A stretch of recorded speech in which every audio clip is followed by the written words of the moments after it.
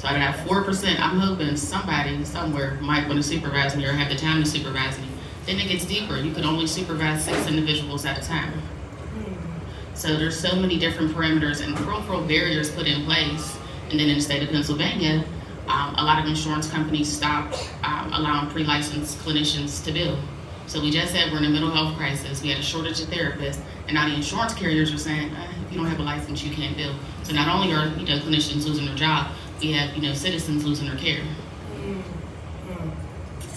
So we talked a bit about black men. Now I'm going to move it over to black women because I'm not going to pick on the black men too much more. How does depression, or how does a mental health disorder in general show up in black women? It looks like kind of what I said before. It can look like aggression, anger, being easily agitated, sadness, tearfulness, not taking care of yourself, not taking care of your children, not taking care of your home, not being motivated to go to work or handle things that you know you need to sustain your life. Depending on who you're talking to, it could look like you're being lazy and you're not, you're struggling. It could look like so many different things because nothing shows up in everybody the same way. I'd say with the clients that I work with, they almost have the ideal of like superwoman, right? Like they just, like I'm like, all right, cool. Can you take a massage day? Just go get a massage. Just go get lunch on your lunch break. Like you supposed lunch breaking for the lunch. Like use it. And they're like, yeah, I'm gonna try. I already know I'm gonna try means it ain't happening, right? But it's because they have that idea that they have to keep going and going and going and going and going and going. I see that a lot of times, especially with women. Is that like depression or anxiety? Well, it depends. But I think a lot of times, again, like most workplaces aren't mindful of mental health. They might send a cute little email and say, hey, take care of yourself, but they want you to do the work, right? And when you get to a level where I think a lot of women are at like leadership, it's almost like as soon as you take the break, it's then being chastised, right? So you can't really do too much because then if they see that, they use that against you. And that's a lot of my clients, right? And then they'll come in and they'll like cry full out right there and we'll talk through it. And I'm like, yeah, but again, is this job worth what you're going through? Is the juice worth the squeeze? Because it don't really seem like it. And a lot of times they have to then make a decision: work, life, family, mental health. And that sucks that you have to make a decision about which one you're going to prioritize because you feel unsafe to be able to balance all of the above. What are some of the coping mechanisms that we use when we're suffering? What are some of the coping mechanisms just persons of color use in general? Healthy or unhealthy? Unhealthy, healthy. Good question. Both. A little clarity there, just a little bit. I think it's drug and alcohol use, dangerous activity, unsafe driving. A lot of folks get a thrill out of driving fast, or because they're so anxious and tense and they're trying to get to where they're going, they drive unsafe. Some folks have some unhealthy eating habits, maybe sleeping too much or sleeping at times where it's not optimal for your day. What's sleeping too much? Because I feel like I don't get enough sleep. Well, I mean, in my book, anything over like 8 or 9 hours a day at one time. But it has to disrupt, the flow of your day. If you're sleeping from 1 p.m. to 9 p.m., that's the bulk of your day. What are you able to really accomplish? Unless you're not on, you have a nighttime job, then cool. But just to the point where it's not benefiting you and what your goals are. I would say gaming with moderation could be positive or negative. I would say having relationships too, right? I have talks with a lot of the men that I work with and clients, and to be transparent, I was kind of like this when I was younger. If I didn't feel happy in a situation, I would try to find the happiness in all the different relationships that I had. And that could be maladaptive depending on what type of relationships they were, right?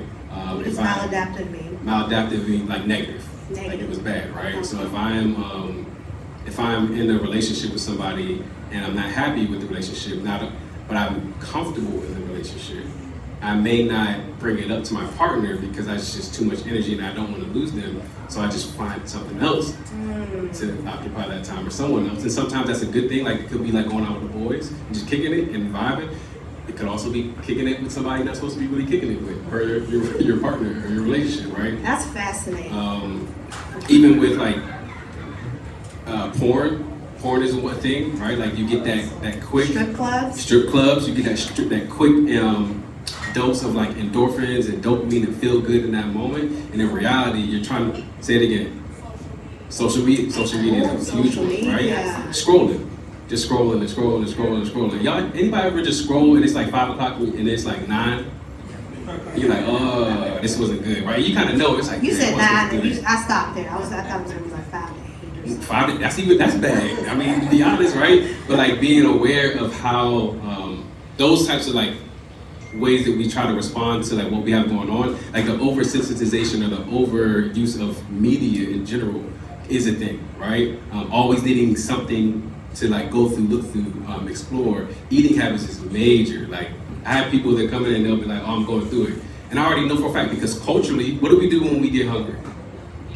We eat, right? Okay, but what do we do when we are emotionally upset and we're hungry? Eat. What do we eat? Eat bad foods. Cake, what else? Ice cream. Cookies, fried food. All of that is the heavy food that is chemically based to make you feel good, right? But when we do that too much, we then in turn are not supporting what our body needs as well.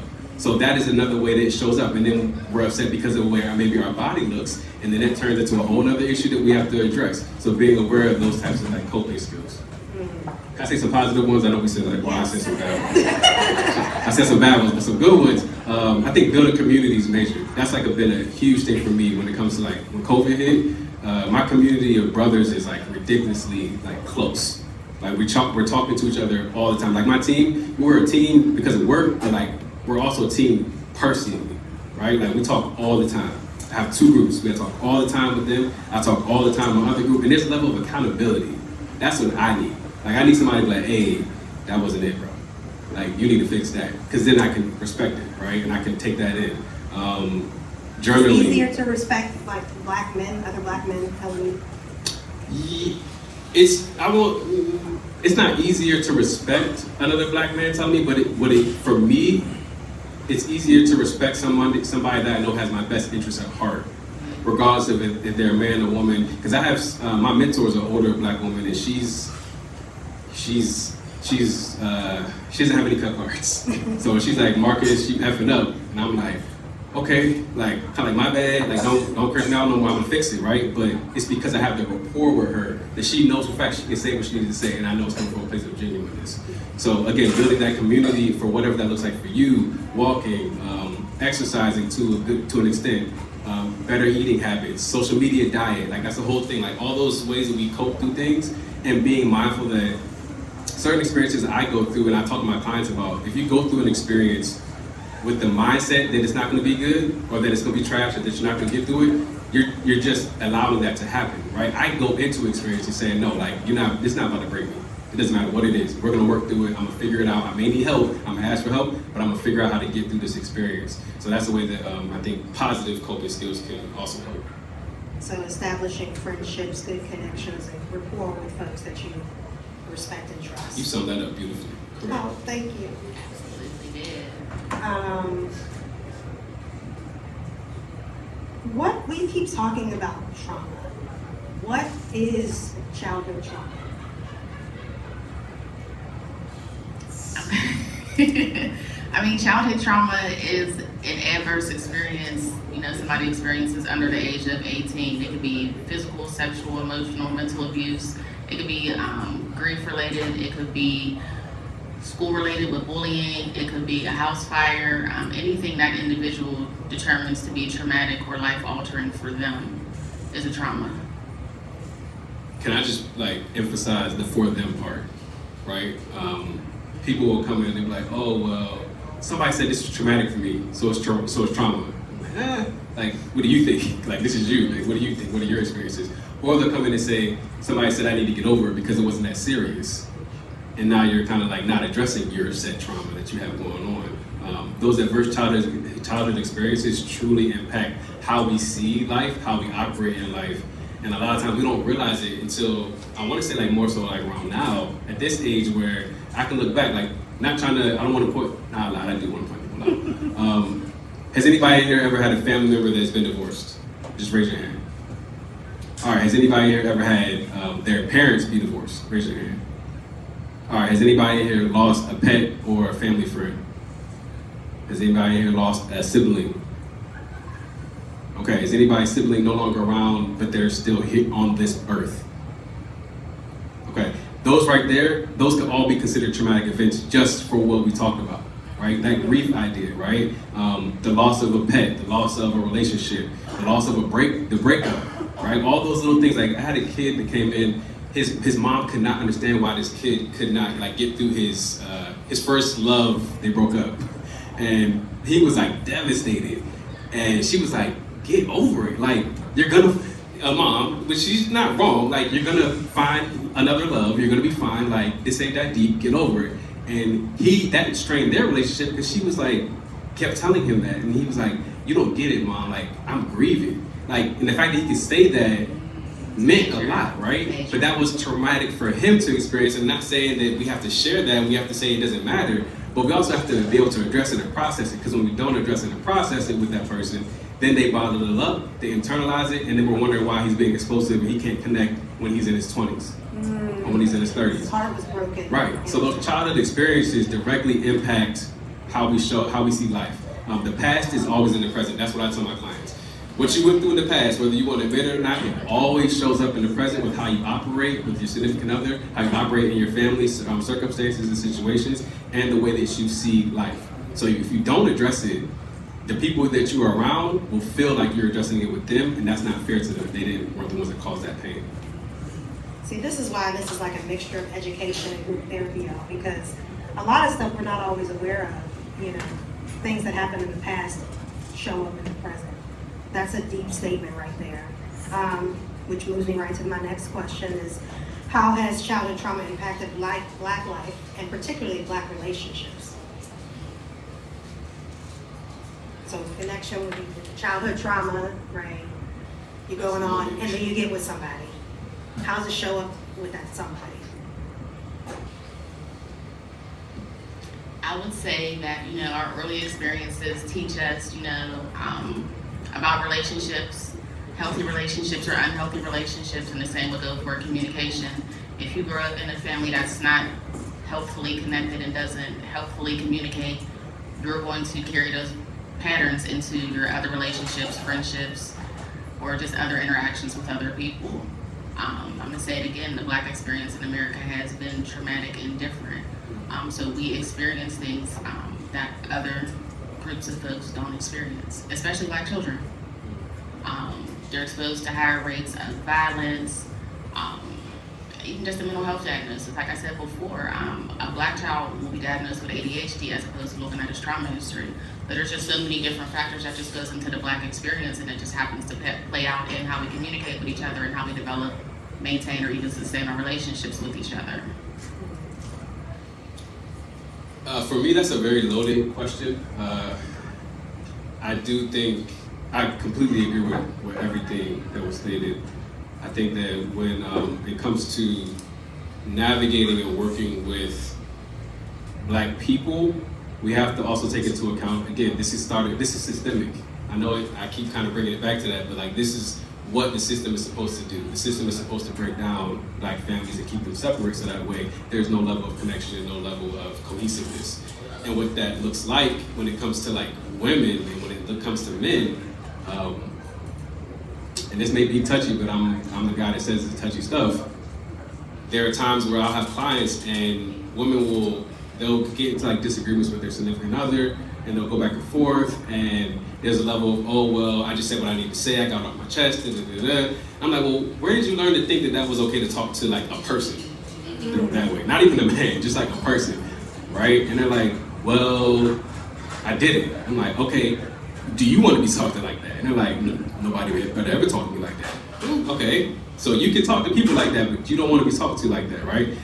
But understanding that also men do the same exact thing. They may be explosive, they may not. They may be thinking they're doing the best thing, but in reality, we didn't see those healthy relationships growing up. Because systemically, a lot of times, in past generations, the man was not in the home. The woman was independent and had to make sure she could suffice and to grow their children. And when you're growing your children, you have to do what you have to do. So sometimes there are people like, for me, I grew up with a single mom. All I saw was that that's what a mom is supposed to do. That is what a person that loves their children is supposed to do. Then I go in with that mindset that when I have a child, her mother is supposed to do the exact same thing that my mom did, right? What But were your in reality, expectations? they were unfair because my mom had to do it by herself. But it's me and the child's mother, right? So we're operating as two when my mom had to operate as one and try to be two, right? So we're going in, again, understanding that we don't have, it's almost like we're trying to start this race, we're doing a 100-meter dash and we're starting 5 meters back. We can't get to it's harder for us to get to the finish line because we're not able to have all the health and all the support that we need as we're going through those types of experiences. Again, for me, even growing up as a child, my mom automatically put that if you don't come home with your sister, don't come home because it's gonna be an issue. Like she meant that to her core, right? And I appreciate that looking back because that's the protective side of me of who I am and how I show up today. But that also hindered me because I thought I was the man of the house. And in reality, I was a boy. But I was trying to operate like a man, which means I didn't have those experiences as boys should, right? You were trying to take care of I was your trying sister. to take care of my sister and in theory take care of my mother because I was the man of the house. That's not the way that in theory, as I got older, that's not how I really want to show up in my relationship. I want to be protective as always, but I have to be mindful, am I overcompensating? Am I doing too much? Am I too protective, right? All those little things, they affect how we show up and how we look like. So I think that to answer your question, we have to address and be able to acknowledge the system is broke, the system is doing what it's supposed to do, and we also have to be in a space where we're able to recognize our faults from what we didn't learn, our ignorance from what we didn't learn, and then learn those things and then lean into each other, whether it's man, woman, child, whatever it is, lean into each other and move forward from there. That sounds like a whole lot of work. It is a lot of work. Do you find that people don't do that just because they don't want to do the work? I think that Like when I said, people it looks come, like a big mountain that they can't overcome. yeah. I'm saying it how I'm saying it today because I'm like it's a process, right? But those things, like for me, like people come in and say, "Oh, we want to work on our relationship." I'm not going out the gate saying all this, right? But I am going out the gate saying like we need to create some expectations, some norms, some boundaries, some no holds bars, right? Some holds bars, right? We need to create and understand what that looks like in your relationship dynamic. And to be fair, every relationship is different. Every relationship may not operate how I think it's supposed to operate, but I have to suspend my belief. But that doesn't mean that you can't be respectful to each other no matter what. Because respect should go across all genders, ethnicities, and cultures. So you have to be able to show up in that way. How do children respond to broken relationships or relationships that are filled with a lot of discord? Like if it's their parents? Yes. Smoking. Smoking weed? Smoking weed. Those are teenagers, right? Teenager. Well, you'd be surprised. You'd be surprised. I have some elementary school kids that cope that way. Gaming, being on the phone all the time, social media is a huge thing. And then there becomes a level of like bullying sometimes, right? Because if you're bullied at home or if you're not addressed or not What is leaned bullying into. at home? So bullying at home can look different. If I'm not going whatever this is because I hope my child never says I bullied her. If my daughter was always in her room and I never like addressed her, right? I just kind of like left her alone, like blocked her off. That could be a form of bullying, right? It could be taking away that emotional connection that she's looking for. Bullying could look like me yelling at her. It could look like me cursing. It could look like physical abuse, sexual abuse, emotional abuse. That could look like all those things, but they don't talk to people about that. Most times a bullying person is also being bullied or has been bullied in the past, right? They'll talk about 9 times out of 10, the person has been sexually abused or is sexually abusing, it has been sexually abused as well. That is factual from research, right? The physical person that is always fighting at school, if you check in and have a conversation, they're probably typically being beat up somewhere else outside of the school. That's how that works. Okay. Poor communication is one of the top reasons for divorce and breakups. Why is communication so hard for Black relationships? I think communication is tough in all relationships. I think with communication and just expressing yourself in a relationship, I think you have to have established boundaries, expectations. I think you also have to have a safe space to be able to have this communication take place. If I don't feel safe to say what I need to say, of course I'm gonna say it respectfully or whatever, but I just feel like you have to feel safe to be able to say what you need to say and also feel like you're being heard. So there's some work that has to go into that. You just can't say, we're just gonna start communicating and think we're just gonna communicate. You have to really just define, maybe even identify what your communication style is. Some folks like to talk first thing in the morning. Some folks like to get through their day and then, unload at the end of the day and have those conversations then. Some folks have a loud tone of voice. Others are softer spoken. Some people like to cuss. Other people are sensitive to that. So just, being aware of your communication style and your partner's communication style and coming to a middle ground and being open to compromise. I think that's where you start, but I think communication in most relationships, needs to be evaluated and looked at. Yeah, when it comes to like that level of communication too, it's a iterative process, right? You don't just get with somebody, you're like, we communicate the best, right? Everybody communicates real good until something goes wrong. And then that's when stuff kind of like comes up and you start trying to figure out how we communicate, and that compromise is major. I'm a person, because of my past experiences, like, if you curse at me, I'm just gonna respectfully be like, respect. But I don't feel respected, so we're gonna just cut that conversation, right? I'm not the person that likes to be cursed at. I don't like to raise my voice. I don't like to have your voice raised at me, right? But all those little things are things that I've learned through past relationships, through learning how my mom talked to me when I did something wrong, right? We typically kind of like take in how we communicate from the people that we saw and how they communicated. Sometimes that's really, really good, and sometimes that's a real, real struggle depending on what you had going on in the home or what you had going on in your experiences. And we have to like respect that nobody's like a perfect communicator. And I think we kind of like go into certain experiences like, oh, well, I'm the best communicator. I can do this. I do it at work real good. Well, yeah, you might be the boss. So it's not really like it's your job to do that, right? You might be real good because your peer at work isn't the person causing you harm or emotional distress, right? Because so it might be easy to have that kind of conversation with them. But when you go home, and let's be real, y'all know spouses, partners, if you've ever been in a relationship, they know like what to say to make you be like, like I want to go there, but like I love you, but I want to go there, right? Like, so we know that we know how to like push those buttons, and when we know how to push those buttons, we have to agree not to do that, right? We have to agree to check our tone. If India doesn't like to be yelled at, I have to know in the moment, I can't yell at this person because they're not going to receive it. I need to pull it back, and we need to have a logical or a calmer conversation. But I think a lot of that's trial and error too. So you have to kind of like go through those experiences to learn your person, and then you go from there. And learning your communication style is major too. I'm not I think I just learned, it's in the new year. So I probably learned 6 months ago, I was not heard a lot as a child. So now when I speak, I'm going to be heard. You forced to be heard. Right, no matter what the situation is. And sometimes, that's great.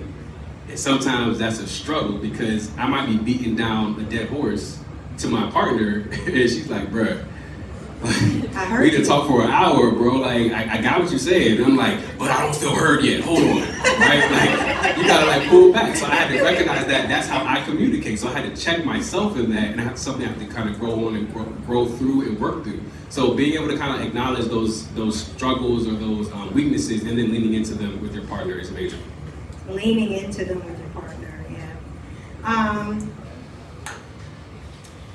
Black men are often described as abusive or insensitive in relationships. On the other hand, Black women are often described as too masculine and not allowing a man to lead. Do we as a community know why these kind of things exist on both sides? You want to go first? I mean, I can. I read this question last night, like... It came to my spirit, and I was I have to ask this I know question. it was on your spirit. I felt it. It's on your spirit. But so I feel like from a woman's perspective, I feel like that second part of the question geared towards women, I feel like a lot of times women are in survival mode at work, in life, in your community, in your relationships. So sometimes, at work you might have to adapt some masculine or assertive, qualities or tendencies to be heard or to just whatever you need to get done at work. I also feel like as Black women, it's a survival skill. You have to take care of yourself. Sometimes you're a single mother taking care of other people.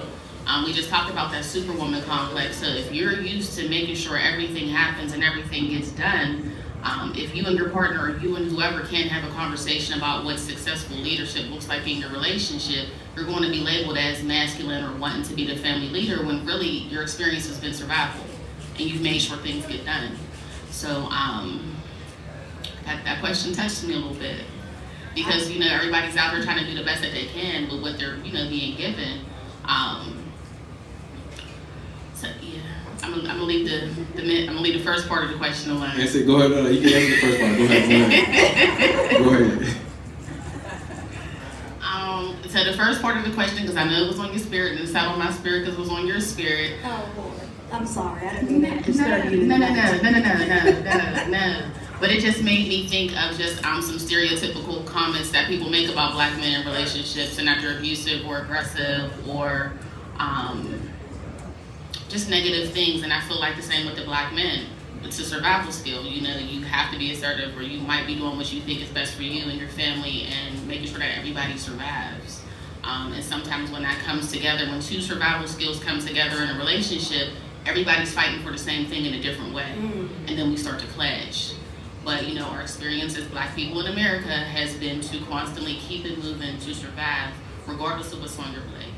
There's no time to show emotion or be weakness or any of those different things. So everybody's coming to the table trying to survive.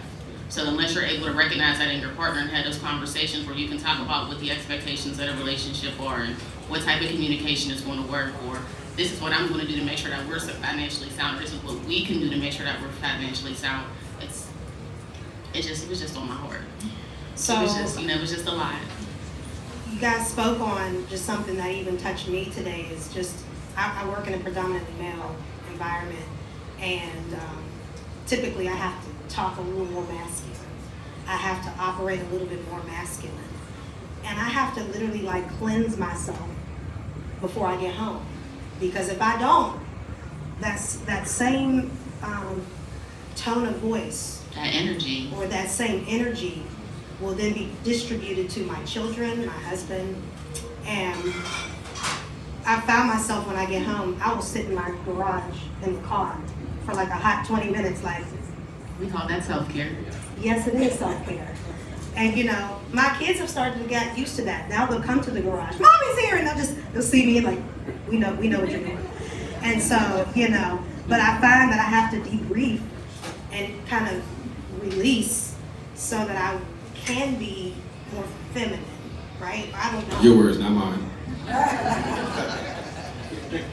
There's this aggressive aura to me that I feel responsible for while I'm in the presence of predominantly men, that when I get home, I have to take that mask or that armor off. Yeah. It's a different energy. It's really hard to do, mind you. It's not just, let me take off these clothes. It's let me channel my feminine energy. I think that,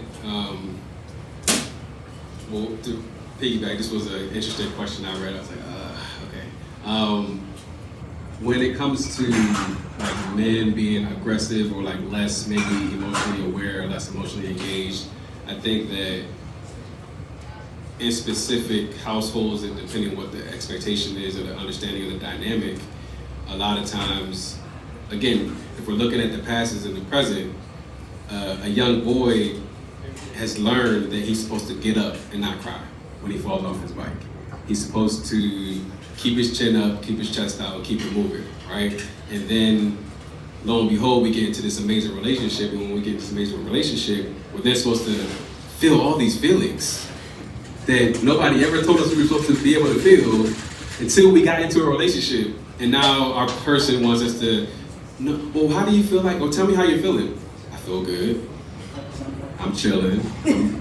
Well, that's not an emotion. Tell me more. You're like, bruh, I don't actually have more, right? I don't know. Like, men have I talk about it at times, especially with my younger clients. Men have like 5 emotions that we've been told we can like utilize, right? You can be mad, you can be happy, you can be upset, irritated. It's all in the same vein of mad. And maybe one more. It's all in the same vein of mad, right? And then we get into a relationship 15, 20 years later, and they want to know that you feel confused and upset and calm, and you can have more than one emotion at once. Bro, I couldn't even have one, right? So again, we're not really understanding that we can have all these things. We're lacking that level of the human experience when it comes to emotions, and then expected to respond emotionally when we get into a relationship or even when we have kids, right? Because there are even fathers that I have that will come in and they're like, bro, like, I provide, I take care of them, I lead them, I do what I'm supposed to do, and my partner's telling me that I'm not emotionally invested in my kids, but that's how he learned to be emotionally invested, was to provide, right? So again, that's a conversation, and some of those conversations get a little heavy to be able to communicate back and forth. When it comes to women, I think that women are required to show up in a certain way in life, and it is very, very hard to then flip the switch and show up in a way that is, for lack of better words, maybe softer in your relationship or when you get home, right? But then I still expect you to do that because, again, for me as a leader, for me as a provider, I don't want to have to we don't need 2 leaders. 2 leaders is going to cause dysfusion, right? But now we have to jockey back and forth about who's the leader. Now we got to have a hard conversation about that. Then we have to figure out what role are you going to play? What role am I going to play? And it doesn't mean that I always have to be the leader because I'm a big person. If it's your expertise, you the leader. If it's my expertise, I'm the leader, right? I don't know stuff about hair, so I don't know nothing about hair. So with my daughter, I'm not about to be like, it needs to be da-da-da-da-da-da, because I have no clue. I'm gonna follow the lead, right? But again, those types of conversations have to be had in order to then move forward in that space. I think that outside of the 4 walls, and this is something I talk to my couples about when I do couples counseling, is the 4 walls in your home is typically when and where we should be the most safe. And the reality of it, for a lot of couples, that's when we feel the most defensive, right? That's when we feel the most like, I gotta do it this way, or I have to do this, or I gotta do that, or I gotta do that. All those little things, and I think that comes up as an issue. And once we kind of check that, then we can move forward. We can't move forward about roles and responsibilities in our relationship because, again, we're both trying to be the independent survivor. We should be thriving. In order to thrive, somebody has to lead, right? In order to thrive, somebody has to know when it's not their turn to lead.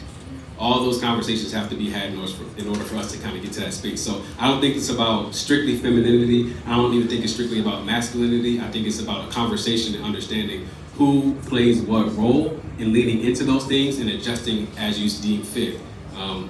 Football. How many head coaches they got on the football team? 1. You can't have 5 head coaches because you're going to get 5 different scenarios and there's going to be diffusion again. So just, that's what I would say. Typically, how long does it take for you to see some growth in couples counseling?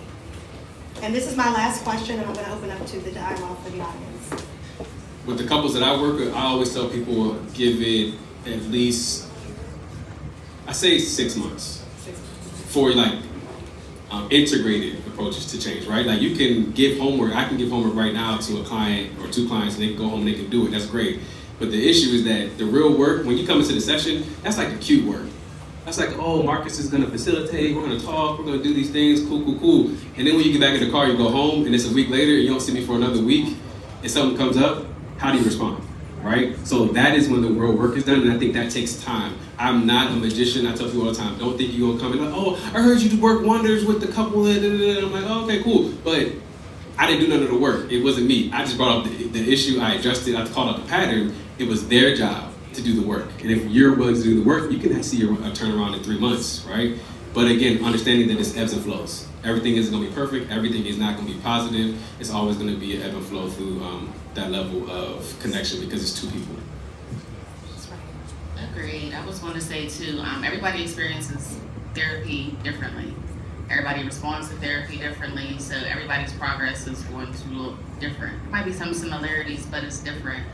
I don't have as much experience with couples, but even just with the patients and clients that I see, sometimes their progress is just them showing up to their session. Thanks. I just thank you for being here, just because I know they have so many things going on. Progress could look like for somebody who's severely depressed, them brushing their teeth 2 days out of 7. So progress really looks different depending on what you're working with, folks' motivation or awareness. But again, like I said, sometimes folks just showing up is just enough for me, and that can be considered progress too. You mentioned graduating. What kind of, do you have like a system where people get elevated to the next step in their counseling? How does that work? So for me, words matter, and I don't like the word discharge. Oh, that's what that It just sounds really final, like, okay, we're done with you, we're going to discharge you. It has like a real medical hospital-y like feel to it. I don't like it. When I tell somebody they graduated, they got like a sense of success. Like, I accomplished my goals, I did something, I was being successful. Discharge is just, words matter. I don't like it. It's not my favorite. I don't like it. I don't use it. One more thing too, just to add in, like even when it comes to like couples, typically one person wants to like talk, and the other person is like, I'm here so I don't get fined, because my person told me if I don't come, we're gonna get divorced, or they're gonna hate me, right? That's very hard to like work with and work through, right? And again, imagine a black man that already has a stigma around therapy. My wife told me I need to come talk to you. Okay, what you want to talk about? I don't know.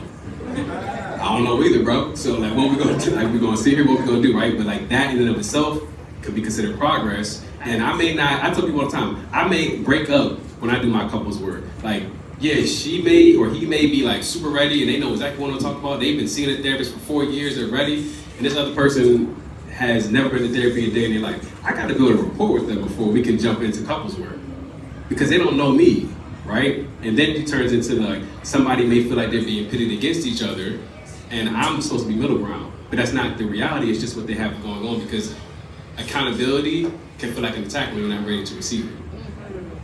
And a lot of men will feel attacked if you come in with I'm telling this man what he doing wrong in his relationship with his lady, and then his lady's like, yeah, you don't do. Marcus said, this has happened. Marcus said. Luckily, I had a rapport with the guy. He was like, bro, you said that? And I was like, I did. And we could talk through that, right? But imagine if we didn't have that level of rapport, then he's gonna be like, I don't wanna go back to therapy, right? Jaded experience, and now he wants to move forward from there. So progress is very individualized, but it's a thing. Okay, guys, so it's time for y'all to ask some questions. We welcome y'all to come to the front right here, and feel free to ask whatever you need to ask. It's gotta be somebody. I know y'all just, here we go. I just want to piggyback on the last thing you just said. Part of that probably is because for our ego, I don't want to hear remarks. Facts. Especially if I'm not being, if I feel like I'm not being heard. So if my wife is coming and saying, Marcus said, and I'm saying, I said, because my ego is involved. I think that's hard for a lot of men to accept. And that's like that, even right there, right? That's like that power dynamic. Did you hear it? Like Marcus said, I said. That power dynamic, my goal when it comes to working with couples, especially when it comes to working with men and black men, is being able to like disarm that, right? Because if we can disarm that, I'm not about being right. I'm about the relationship. I'm not on her side. I'm not on your side. I love you too, but I'm not on nobody's side. I'm on the relationship side. If it works for a relationship or something that needs to be said, that's my goal. That's my job. Other than that, I'm not here to be the like the rubric, right, or the study guide to what I'm supposed to do better, because then it will create that dynamic that you're talking about, like with the ego and not being able to address it. And it could be 100% right, but the ego won't allow us to accept that, and then we'll move forward with what we want as opposed to what's best for the relationship. So I appreciate that comment. So, piggybacking on what he says, a lot of times, the counselor will side with one side. And not saying that always, because, I understand that you're supposed to be non-biased. but a lot of times the counselor will either side one or the other. So finding someone that can, of course, do mental health and counsel at the same time with both sides is very hard. And that's one of the things that a lot of people go through. As I've spoken to, they say, well, they only listen to her, or they only listen to him. Mm-hmm. So with that being said, how do you find a counselor that is going to be non-biased and put the relationship and listen to both sides and the truth, all three sides, together? All right, small plug. You can talk to her. Another small plug. I got a team of guys you can talk to. But to answer the question is, I appreciate you saying that, because I hear that a lot of people come in. They're like, oh, well, I didn't feel heard. Or we went to 3 sessions, and it was 3 sessions on we're supposed to be working through an issue or an experience, and it was 3 sessions on my wife talking about it, and I'm just sitting there having to kind of like take it, right? The way a counselor or a therapist should navigate that is different. The way I navigate that is that I'm very big on, if I give one piece of feedback constructively to one person, I'm going to give 2. No matter what, even if it's something like minuscule, because I never want to feel like it's just you're doing something incorrect, you're doing something incorrect. Now, if you just flat out wrong because I have certain rapports with my clients to this point, now I'm like, nah, dog, that was on you, right? And that's what it is. We're gonna work on it individually. I ain't gonna call you out in front of your partner, right? But that was on you, and that's something you and I will discuss on a private session. But being able to hold space for both parties is an art. And I think that is the difference that culturally and educationally, a lot of therapists don't have. And I'm not saying it in a bad way, but the reality is that we are taught, like I think I had 2 classes maybe with couples and family. That's it, right? One, thank you, we went to the same program. 1 class. How many classes did you have, if you can remember at all? I didn't have any. 0, right? So there's a level where you have to kind of like learn who you are, learn how you show up, and then you can take classes to understand that after you graduate, to figure out how to best navigate those types of situations and scenarios. I'm very big on understanding that kind of point of view. So I'm big on, when we come in the gate, when you ask me questions and I'm talking to y'all, I tell people everything I talk like this. I'm like, I'm not on your side or your side. I don't care about what's right and what's wrong. I'm about what's for the relationship. And if this is what we agreed upon for the relationship, we need to call that out and have that type of conversation and hold each other accountable to that. With that being said, again, I think people have to be willing to receive that. Because sometimes people just aren't in the space. Like they're physically there, but mentally, she may not want to hear, you shouldn't have cursed out your husband at that point in time, no matter how you felt. She may, no matter what, like, oh, he's taking your side because he a man and you a man. Okay, still saying that the information was wrong, right? But you have to kind of like figure out and know your clients. You have to know what your art is. You have to know how well you do certain things. I'm super big on being aware of, like when I'm in my session, I'm not in it with them. I'm almost like looking at it from a macro level point of view. I'm facilitating the way that they're responding to each other. I'm sitting back and watching how they're talking. And if I can see that somebody's non-verbally shutting down, I'm gonna stop it and I'll call that out. Like, hey, like you seem like you kind of like shutting down. Are you good, bro? Like, or do you want to talk about it? Like, what is he saying that's like making you feel a certain type of way? Because then you feel heard, and then you can feel like it's a give and a take as opposed to just being strictly her session or strictly my session. All right, we have a few more minutes. I see you over there. Come on, lady.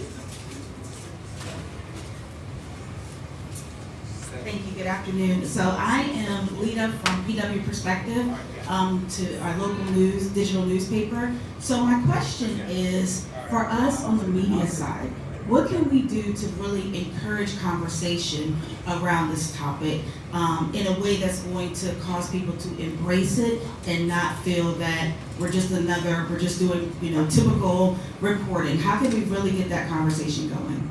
And thank you all for what you're doing as well. Thank you. It's a tough one. I would say anything you can do to normalize the experience of therapy and reduce the stigma, I would say that's a step in the right direction. I think we've all said and agreed today that a lot of folks don't seek treatment or talk about these issues because of the stigma attached to it. So anything you can do to normalize these conversations and healthy relationships and folks seeking treatment, I think would be beneficial. Thank you for even asking that question. Super appreciated. I would jump in and I would say that there's a level where, similar to like what we're educating today around like the services and how you can utilize insurance and all those types of things, I think that's important to throw in if possible. And also stating and being very clear. I'm not gonna say we, society does not like to they're very mindful with their word usage, which we should in a way, but I think they're just saying like flat out, like there are black and brown therapists out here that are willing to do the work with you if that's what you're looking for, and that's fine. Being able to put that out there and then jumping in and adding in the stigma to break that down as well. Okay. All right, one more question? Oh, I see a couple of hands. Answer your question. We want to figure out a way to promote pro bono services. I'm gonna get closer to something. Oh, yes, that's a good idea. My name is Carl C. Scott. What I was going to say is that figure out how to promote pro bono services. A lot of times, the affordability for therapy could be a little expensive. It could be a luxury for some people who don't have access to it. Some people don't have health insurance to cover their sessions. So figuring out how to partner up with pro bono services to say, we're offering services to the first 100 counts to people that sign up for this. So figuring out that aspect and promoting it from there, that'd be a good way to expand on those things that they're talking about. The information about where the access could be, the brown and black counselors, where are they, and what can your health insurance cover you? So just using that information, it would be beneficial. All right, we have a few more questions over here, and then we're going to start our reception, and y'all can get some food. And then we have some entertainment after this, so y'all can lighten up a little bit. Good afternoon, everybody. So a question on the masculine side. So what happens when you're married and you know your husband is going through some mental issues and he's not vulnerable enough to communicate that with his wife? Any suggestions on that? That was to me? You want to go first? Well, I was going to say the way you just said it to us, and I don't know if it's you or somebody, but I think just saying just that, like, hey, I realize you're going through something and maybe you're not comfortable enough to be vulnerable with me, but I need you to know that I see what's going on. That's a start. It might not get the great, result that you're looking with, but I think just creating that space to be safe and being honest about what you're witnessing with them is a good way to start. Yeah, I'll piggyback that. I think communicating, just saying flat out, like, you're clearly going through something, or I know you're going through something. If you want to talk, I'm here, right? But then following it up. Because a lot of times, it sounds good. Like, I think we as men, we hear that a lot, but it's not really the truth. It's more like, so I can say that I said it. Whether it's whatever the position is or the relationship is, but I think if you say that and you kind of like let them sit with that, right, and then kind of come back, like, hey, are you sure you're okay? Do you want to talk to me? Then if you do, I'm here. Like almost get like a routine with the way that you see somebody going through something, like knowing what to say and how to say it, and you start learning, right? Because even for me, when I'm going through something, I get super quiet. Like I kind of like get tunnel vision. It don't even have to be something bad. If I'm like locked in on something positive, I get super tunnel vision. But it looks like, and it comes off as like he's distant, and I'm not distant. I'm just focused, right? But being able to kind of check in, like, hey, are you focused right now, or something actually going on? And I might say something's going on, but maybe I'm not ready to talk about it, right? So I think being able to slowly peel the onion back is what I tell sometimes couples with each other that have that kind of struggle. And recognizing and maybe having a conversation when things aren't bad about what you need when things are, right? Because a lot of times we have those responses like, I don't know what to do, I don't know how to do it. And we do that in the middle of when somebody's experiencing something. But why not have a conversation, okay, life is good right now, India, you're good, I'm good, everything's fine. How do you need me to respond when I know something's up with you, right? Like, for me... And that's big because some people do not like when you say, you good? Right. Just even the question, like, right. I told you, why you keep asking right. me that? That's something I hear often in men. Like, they'll say they don't like you to talk, don't even keep right. asking me. Like, some people don't even... I don't want to be touched. Like, there are some people that they're a physical person, so they want to hug if you know they're going through something. I don't need no hug. Let me go do it. Like, you sit there, I sit here. I love that you're there, but like, don't be closer, right? Like, let me get through it in that way. But you won't know that in the moment, because in the moment, if you ask me that, or if India just moves closer, then I spaz out on India. Not because I didn't want her there, but because she's so close. And that's not something that I like to respond to, right? So having a conversation about when stuff is going on, how do you want me to respond to you, right? Do you want like a 5-minute break? Do you need like a 10-minute break and then I come back to you? Do you want me not to bring it up? Do you want me to text you? Do you want me to like hold your hand, right? Like if I see you got a tear going up, like I'm so serious, y'all. This is no lie. I've been in some interesting relationships, right? And like I saw somebody crying, and this is like just a friend, like a close friend. I saw her crying, and I didn't know what to do. I was like, do I hug her? Because like I don't want her to think I want her, because we're not on that type of time. But like if I do hug her, like she'll feel supported. And then, but if I don't hug her and I just sit here and look stupid, she's gonna think I don't love her and I don't rock with her. And like this all was going on in my mind as she was crying, right? And then all about her, you was just all of it was all gone. And I've known her for like 10 years. And once she got through her stuff, we talked to her, I said, hey, like what you need when like you going through something? Because I want to make sure I'm supporting you how you need. She said, just be there. And I was like, thank God I did not hug that woman. Because it would have been super left, super fast, and she might have thought it was something more. So right. So just set the expectation before you go through said experiences or negative experiences or troubling experiences, so that way you know how to respond to them as opposed to trying to respond the correct way in the experience. So you're being proactive, you're planning ahead. I think to respond to your question also, at times when men are going through things, it does show up differently, but for many men, you've maybe heard the theme that men shut down. I think one thing to call out, and I pray that you can receive this in a way that is helpful, but as a spouse, not making it about you is essential during that moment. You don't have to be everything for your partner at that time. In fact, knowing that you're not the right person or a trigger when asking you, are you good? Right? Like that, as we were just talking about privately, that could be a triggering question depending on how somebody is doing at that time. What could be more effective is leaning on really strong relationships that your husband has with other folks outside of you to have those conversations that you can't. Being able to be an advocate for him in the background and giving the right people updates on how he's doing but still respecting his privacy could also be extremely, extremely effective.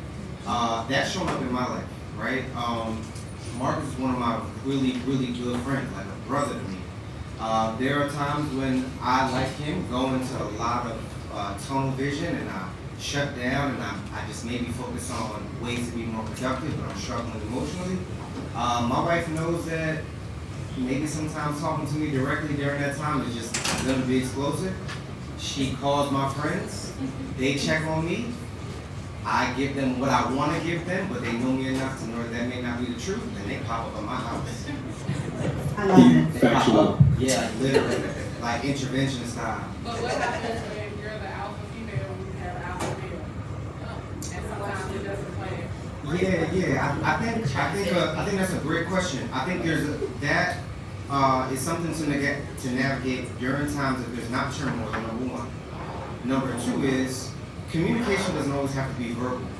I think sometimes when people are in spaces where they are explosive or they're not their best self, writing them a letter, sending them a text message, sharing a note with them is a better way to communicate because they're going to hear your perspective or your point, and as long as you are intentional about sharing that message with love and care and make sure that that lands or that is the framing that you give, I think that at times when folks are even not their best, they can at least walk away knowing that this person's intention are to make sure that I'm well.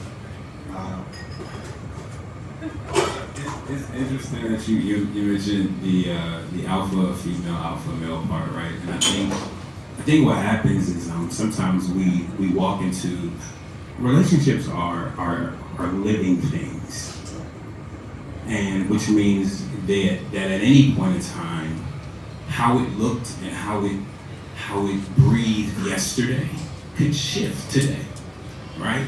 But we are so rigid when the relationship is so fluid, right? And it doesn't, not fluidity, not in terms of, I just mean we are people with emotions and they shift and things move and I'm up today and down tomorrow and you know what I'm saying? But I'm an alpha male though. And I'm going to be rigid in the thing that's fluid. I'm going to create conflict there. The reality is, if the thing I exist in lives and is dynamic, I too have to exist in it with some level of fluidity and dynamics. And so I can't be so married to who I think I am that I don't allow the relationship to live. Because then somebody's going to have to choke. It's either going to be on me or it's going to be the relationship. And so as alpha male as he is being and not talking to you, you are as alpha male as being insistent that he does. Well, that's more conflict. Right? And so I think it's important, everything that we've said, but I think it's important also that we recognize that relationships live, and because they live, there needs to be normalized, intentional like communication. And so not just like why don't we have days where we check in? Just off the week. We check in with our teams at work, we check in with everything else, but we just allow the relationship to kind of go, we're here, so that's enough. It's not enough. And if we can practice softer language, if we can practice what it looks like in just our norms, then maybe I feel safer. Maybe I learn that I don't have to be alpha here all the time, and it's okay. Maybe he don't need to talk to me to the point, go talk to somebody, but I know I need to talk to somebody. And you recognize that I'm not talking to you, right? It's so much I think that we've got to do in the scope of how we dance in the rhythm of our relationship. Instead of doing the Tamia dance that every beat the relationship gives us, at some point it's going to be offbeat and it's going to create more conflict. All right, let's wrap it up. We're getting ready to do the reception. You guys are more than welcome. There's a number of therapists in here. You guys can network and chat. Time to eat. Anything else? I see somebody back there. Oh, yes, ma'am. So as an alpha female who's married to an alpha male, one of the things that helped me in that, what you were talking about, was telling my husband that I wanted to be soft. I don't want to be in this role anymore. It's toxic. It's something I learned. It's a generational curse. I don't want to do that anymore. So what can we do so that I can be soft, but also so you can be soft? How do we find that? Because we shouldn't come home. You should come home to safety. We should both come home to safety, and we should show our children safety. So what do we need to do so that when you come into this house, you can lay that down, but you can also say, I'm going through some things, I need to go talk to my boys, I cannot have this conversation with you right now, but I will check back in with you when I'm good. Okay? And I can trust that. We built trust around that. But also gratitude. When my husband is tender with me, when he's vulnerable with me, I thank him for it.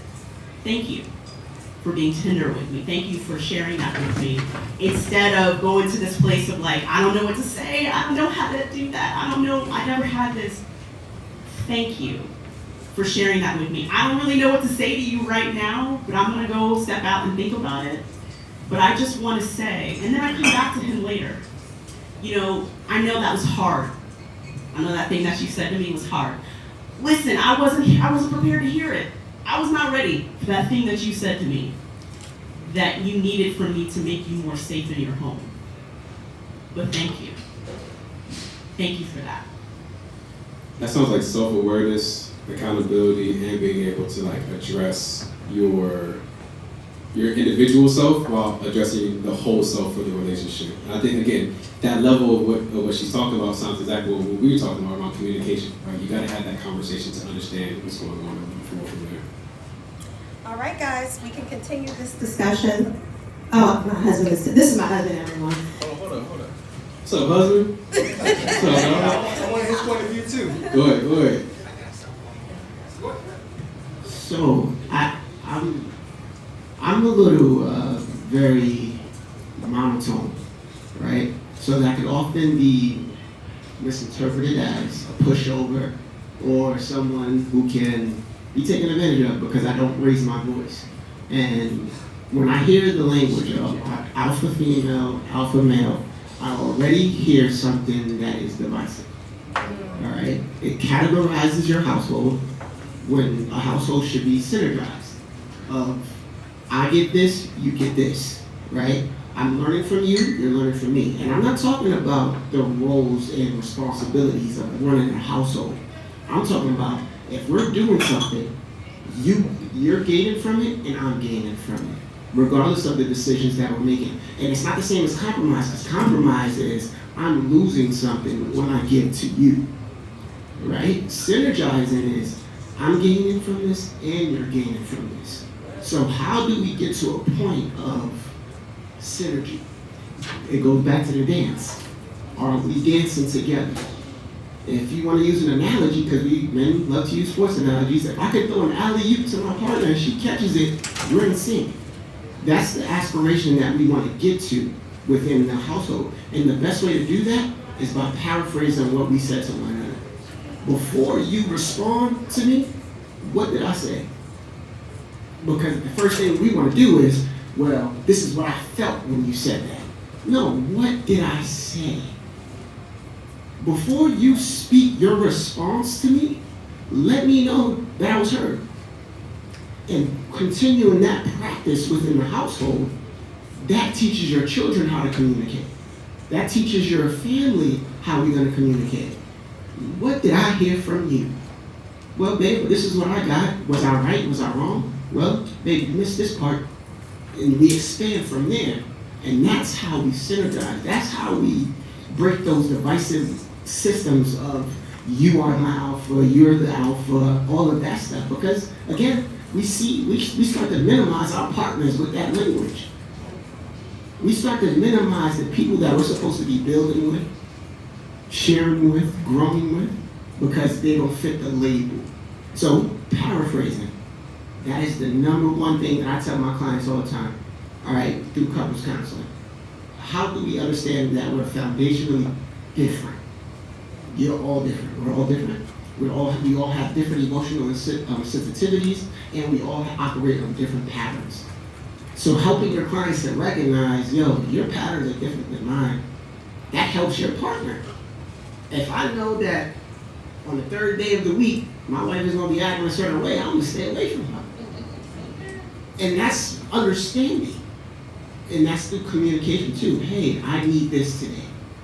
I need this from you today. And a lot of times, we don't get to that point because when I express a need, it now makes me feel incompatible with you because I can't meet the need that you're saying. And that's because I'm an alpha, I can do everything by myself.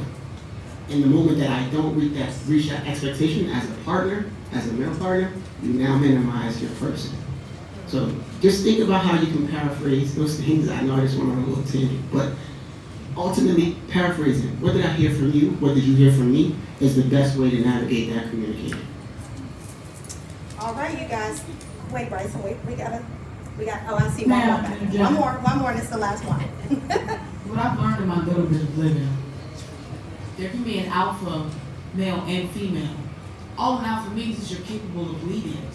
It doesn't mean that you're more capable than your partner. You're just capable when your partner is not able. Partnership, that's synergy. So I'm an alpha female, you're alpha male. Today you lead because I don't feel like it. I want to be soft. I don't feel like it. I don't feel like talking. You don't feel like talking. You're not going to talk today. But you lead today because I can't talk. I'm tired. I get it. You tired. I'm going to lead today. That's synergy. It's about empathy, being considerate of your partner. There is no head without neck, without body. Synergy. So you can be alpha and lead, but know that you don't have to lead because you have a partner who can. I think that's where we get lost a lot of times. Men have to lead. You're here to lead, but you can't lead without following, baby. You gotta follow in order to lead. Synergy. I just wanted to wrap up what you said from there. All right, so just to jump in, when it comes to What is an alpha male or an alpha female? Okay. We keep speaking on this. And this is my last question. We can close it out right here. I have a very quick answer, and you may not like this answer, so don't hate me. I do not personally subscribe to the idea of an alpha male or alpha female. I think that we all have traits and capabilities that show up, and we can be great and we can do what we need to do. But similar to what I think Carl said, when we have this idea of what the alpha looks like or what an alpha is, and then what happens is we lean into that trait, or the trait of what we think society says that is. Like, think about that. Society says that is, and then we're holding firm to something that's rigid, and then as Cozy said, in a dance. And a dance is fluid, a dance is art, right? So I try not to subscribe to the idea of alpha anything, but I do love the idea of leading. Again, whoever is gonna be the best person to lead in the situation, they should lead. Whoever, whether that's And that's so emotional, healthy mental, or because you could physical. be a good cook. Yeah, You could be I'm a fine. female that works on the cars. Doesn't That is have to true. happen, but That is true. hypothetically, Yes. however you're leading, whatever that looks like. So that for me is the idea. So I would almost, I don't want to shift, or I don't want to change anybody's perspective, but to maybe think about pivoting the mindset of alpha anything. What if we suspend the idea of alpha female and alpha male, and then think about what do you want your relationship and your partner to look like? Because I honestly think that you would get something a little bit different as opposed to alpha, what's been classified by society. That's just my thoughts. I'm gonna piggyback and say I really don't subscribe to those words either. Again, I feel like words matter. When folks use alpha female or alpha male with me, whether we're in consultation, supervision, or session, I often tell them, describe what that means for you. And I have yet to have somebody give me the same example. So I feel like instead of maybe sticking to those type of labels, discuss or communicate the type of behaviors or expectations that you feel are attached to that, as opposed to using alpha male or alpha female. And one thing too, like even thinking about, like for me, I'm big on protecting. Like I truly, like if I love you, if something happens, y'all can ask anybody. I'm the person that's like, it's not the same. It's not therapist Marcus anymore. It's somebody else, right? That's how I carry myself for my loved ones. But in reality, I also expect my partner to protect me, and that may look different, right? Protection for me may be something. She may be the person that is. I'm like, we're gonna figure it out. We'll build a plane as we go. She may be like, no, we're gonna write these instructions, and then we're gonna build a plane, right? Like thinking about how that looks. Protection looks different for who that person is. Leadership may look different, right? I may lead a certain way. It doesn't mean that my way is the best way, and leadership may look different for that other person. But again, those are still technically, if we want to quote unquote alpha it, right? So being able to understand, if we take out alpha, everything, alpha male, alpha female, what do you want your significant other to show up as in your relationship? And if you can categorize that and not use the word alpha in it, I would lean into that as opposed to just putting it in this blanket statement of alpha this, because it is, I don't want to say it's toxic, but the idea of it makes it so firm. And then we're asking people, you want an alpha male to show up and be emotional. How? How does that work? Right? What does that mean? Okay? All right, well, everybody, give me a round of applause. Thank you guys. All right, so it's time now to eat and drink and be merry. Please connect with the therapist. I'm gonna go change into something else and we can listen to some music and we'll be back. And stay tuned because we do have Rollo and Ruby Blue performing. Okay? All right. Okay. All right.